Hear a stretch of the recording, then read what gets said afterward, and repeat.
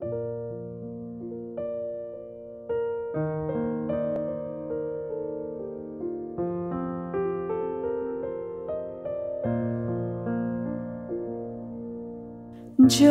मांगे ठाकुर अपने ते, सोई सोई देवे। जो मांगे ठाकुर अपने ते, सोई सोई देवे। नानक दास मुख ते जो बोले, इहा उहा सच होवे। नानक दास मुख ते जो बोले, इहा उहा सच होवे। जो मांगे ठाकुर अपने ते, सोई सोई देवे।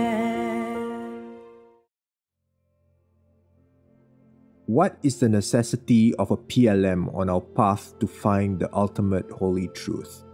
Are there many levels of a PLM? Okay, I'm trying to be as brief as possible because there are many satsangs on this and many discussions on the internet about this. But I'll try to be brief and concise. Throughout history, PLMs, or perfect living masters, which is what this refers to, have always come and visited us. Now, each time they come, the peoples of the time adopt them as their guru, as their master, as their cultural head or their spiritual leader, and worship them. And when they're gone, then they carry on worshipping them through scriptures and so on. And each time a master comes and gives his teachings, he collects a certain number of disciples, they all worship him, books are left behind for future generations and so on. It's interesting to note that most of these religious scholars even, and academics and practitioners, never think to question, why do we need more than one holy visitor here? And if they are all powerful and as they say, then why can't just one turn up, write this amazing book, and then leave behind their book and never to return again, and leave it up to human beings to carry on making progress? Why are they constantly visiting us? So there must be a need. Now, what is this need? What is the necessity? Well, a PLM, or a perfect living master, performs very important roles in the physical form. The first part, and the most important part, is that human beings by nature can only relate to existences at their level. So if I ask a human being, for example, to fall in love with a virtual image of a woman, I say, create this image in your mind and fall in love with her and follow her and do everything she said. He says, I cannot really do that. I can try and imagine it, but I can't effectively live my life and follow that person. It's just a concept. Similarly, if I say, look, there's a God there, an abstract God, a conceptual God, go and follow it. And I give it a name, just to make it even sound better. I say, right, this is the God, follow this God, and everything will be fine. Will you really be able to follow that God with all your heart, all your mind, and all your soul? No, you cannot. It's simply not possible for a human being to relate to something that's not at its level. And then the other thing is, how do you live your life day by day? Without an example on earth, without having somebody right before you coping with the same problems you're having, for example, living in your time, facing the same issues you face of the day, not thousands of years ago. How are you able to know how to best behave and how to deal with the problems of the day? So then again, you need an example, somebody who's perfect in this way, somebody who can show you how to live your way of life, the correct way of life, and therefore you can emulate and follow them. The second thing, or the third thing, is you need to build a relationship. Now, building relationships with higher truth cannot be done if that higher truth is just a theory. if you see the representations of higher truth and you have questions in your mind, you can interact with a physical master or a representative of that higher truth. Because masters are not just normal beings, they're extraordinary beings. And they're extraordinary human beings because they are enlightened. They're in touch with the higher reality that we lack. So therefore they contain higher wisdom. So when we come across such a being, we call them a PLM. It's not that they have magical powers and they can float in the sky and they can do all these things. No. But their level of awareness is much, much higher than us. And the level of wisdom and understanding of how to best live in this life is much better than us. So then we should look up to them. If we want a better life, and we also want answers to life and existence, then we need to try and find somebody who's competent in this, somebody who has this knowledge, and follow their instruction. This is much easier than reading a book. For example, we have classrooms all around the world.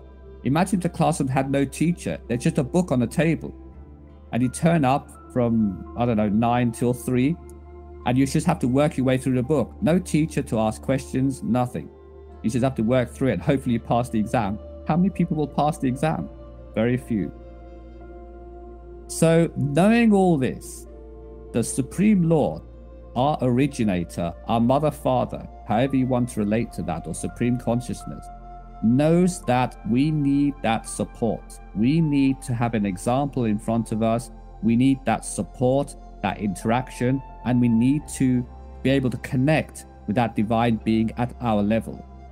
That's why the Supreme Lord has always sent holy visitors, some of which are higher level than others, depending on the community they go to. And the highest level ones, we call them perfect living masters, because they can take us all the way to the highest heaven, where there are others who are just trying to introduce us to the concept of spirituality, and and with them you can attain lower heavenly existences. So yes, there are many levels of PLM, as this question has asked, and each level is aimed at a particular audience. So if a community is at a certain level of understanding or a certain comprehension, then a PLM is sent for them at their level. There's no point in sending a professor to teach nursery kids about rocket science, because they're not going to understand. They need somebody who can teach them ABC. They have to start somewhere. It doesn't mean that there's anything wrong with them or with the holy visitor, but it has to be appropriate. So holy visitors come in many forms to different communities at different times to help raise their consciousness level, to help elevate them to higher forms of thinking, which will prepare them for the next visitor. Now, this happens over several lifetimes.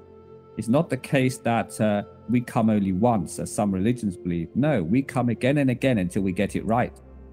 So the upgrade we have on a former life carries forward to the next life. So that means that when we're born again, we already have a natural inclination towards higher thinking, whereas maybe our neighbor may not.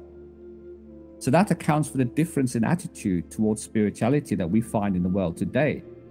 Because the people who are of higher thought or noble thinking, they have already done all the groundwork in previous lives. They have been through the various levels of ignorance and gradual understanding until they got to the point now where when a living master does come, they immediately recognize him and they will go for the highest truth.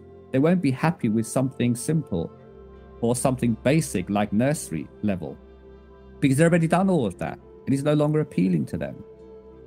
So that's why there are many levels of PLM. But from the Lord's point of view, all of them are relevant because you have to teach according to the audience. So from that point of view, we never try to put one against the other. We just say, okay, this one will take you so far. When you've reached that point, then look for another, progress onwards. Look for another teacher. We all understand that point here on earth. And it's the same with spirituality.